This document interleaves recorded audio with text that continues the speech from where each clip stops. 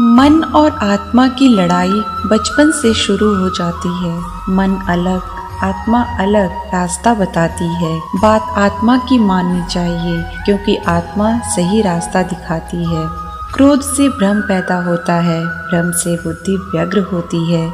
जब बुद्धि व्यग्र होती है तब तर्क नष्ट हो जाता है। जब तर्क नष्ट होता है तब व्यक्ति का पतन हो जाता है। जो होने वाला है वो होकर ही रहता है और जो नहीं होने वाला वह कभी नहीं होता। ऐसा निश्चय जिनकी बुद्धि में होता है उन्हें चिंता कभी नहीं सताती है। वृक्ष के नीचे पानी डालने से सबसे ऊंचे पत्ते पर भी पानी पहुंच जाता है। उसी प्रकार प्रेम पूर्वक किए गए कर्म परमात्मा तक पहुंच जाते हैं। सेवा सभी की करिए मगर आशा किसी से भी ना रखिए क्योंकि सेवा का सही मूल्य भगवान ही दे सकते हैं, इंसान नहीं। श्री कृष्ण ने कहा है, जैसे जैसे कलयुग आएगा इंसान मतलबी होता जाएगा। जरूरत के समय आपके पैर पकड़ेगा और जरूरत नहीं रहेगी तो पहचानेगा भी नहीं। कलयुग में रिश्ते खेल बन जाएंगे। बिना स्वार्थ के कोई भी रिश्ता नहीं टिकेगा। सुबह एक दूसरे के साथ जीवन भर रिश्ता निभाने की सौगंध खाने वाले भी शाम तक एक दूसरे के खून के प्यासे हो जाएं तो भी कोई आश्चर्य नहीं होगा। धर्म और ईश्वर मजबूरी में याद आएंगे। कलयुग का भगवान सिर्फ पैसा होगा।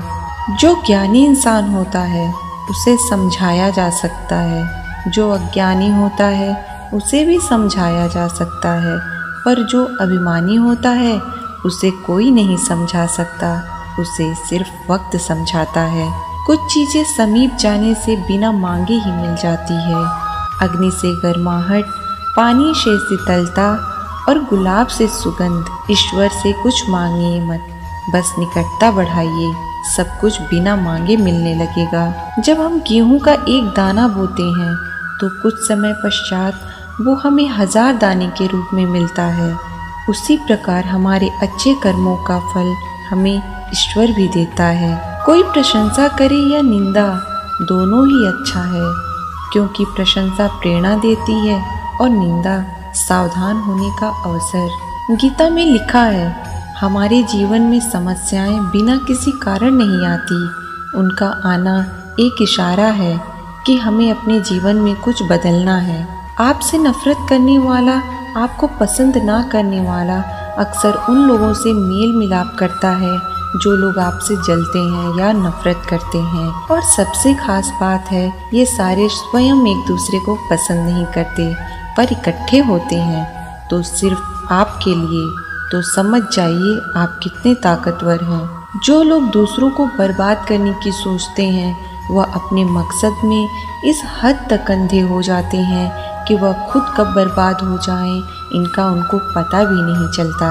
अपने से ऊपर वाले को देखो तो लगता है कुछ भी नहीं है हमारे पास। अपने से नीचे वालों को देखो तो लगता है सब कुछ है मेरे पास। जिंदगी में जो मिला है उससे कभी ना हो उदास क्योंकि भगवान हमारे लिए वही चुना है जो हमारे लिए है खास। वृक्ष कभी इस बात पर व्यथित नहीं होता कि उसने कितने पुष्प खो दिए, वह सदैव नए फूलों के सृजन में व्यस्त रहता है। जीवन में कितना कुछ खो गया, इस पीड़ा को भूलकर क्या नया कर सकते हैं, इसी में जीवन की सार्थकता है। जहाँ कद्र नहीं वहाँ जाना नहीं, जो सुनता नहीं उसे समझाना नहीं, जो पचता नहीं खाना नहीं, जो सत्य पर भी रूठे मनाना नहीं, जो नजरों से गिर जाए उसे उठाना नहीं। जीवन में तकलीफें आए घबराना नहीं, मौसम की तरह जो दोस्त बदले बनाना नहीं। कर्म का थप्पड़ इतना भारी और भयंकर होता है कि हमारा जमा हुआ पुण्य कब खत्म हो जाए पता भी नहीं चलता। पुण्य खत्म होने पर समर्थ राजा को भी भीख मांगनी पड़ती है। इसलिए कभी किसी के साथ छल कपट करके किसी की आत्मा को दुखी ना करें। किसी इंसान के कुछ समय के बुरे व्यवहार की वजह से उसको हमेशा के लिए बुरा न समझें। कभी कभी हालात बुरे होते हैं, इंसान नहीं। फंसाने वाला सोचता है कि मैंने तो आराम से इसे मूर्ख बना दिया, पर वो यह कभी नहीं समझ पाता कि वो एक रिश्ता और एक इंसान को हमेशा के लिए खो रहा है। शरीर में कोई सुंदरता नहीं होती, सुंदर होते हैं व्यक्ति के कर्म, उसके विचार, उसकी वाणी, उसका व्यवहार, उसके संस्कार और उसका चरित्र। जिसके जीवन में ये सब है वही इंसान दुनिया का सबसे सुंदर शख्स है। अच्छे कर्म करने के बावजूद भी लोग केवल आपकी बुराइयां ही याद रखेंगे, इसलिए लोग क्या कहते हैं इस पर ध्यान मत दो, अपने कार्य करते रहो। कोई भी कारण हो, कोई भी बात हो, चिढ़ो मत, गुस्सा मत करो, जोर से मत बोलो, मन शांत रखो, विचार करो, फिर निर्णय लो। आवाज़ से आवाज़ नहीं मिटती, बल्कि चुप्पी से मिटती है।